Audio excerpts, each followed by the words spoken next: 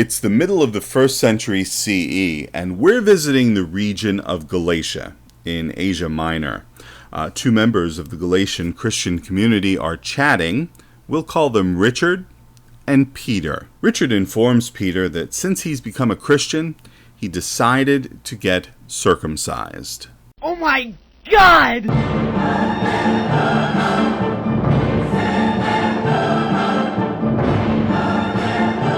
Peter is alarmed by Richard's news and asks Richard whether he's read the Apostle Paul's recent letter to the Christians in Galatia. When Richard says he has not read the letter, the two go off to have a look at it.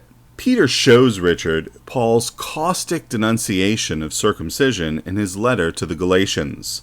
I, Paul, say to you that if you receive circumcision, Christ will be of no value to you.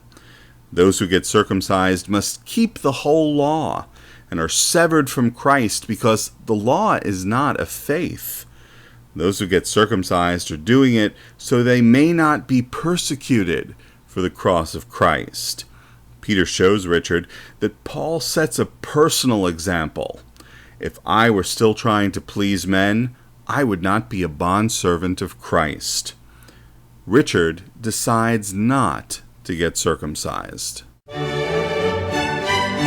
Meanwhile, down in Derbe and Lystra, the Apostle Paul is in the midst of his second missionary journey, and he's decided to have a Christian called Timothy join his team.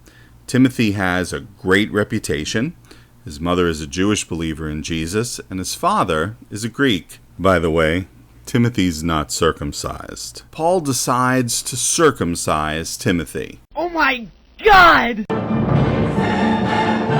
Because of the Jews who were in those areas. Just then our Galatian friend Richard comes along and asks Paul, "Hey, what happened to all those things you wrote denouncing believers who get circumcised to please people and avoid persecution?"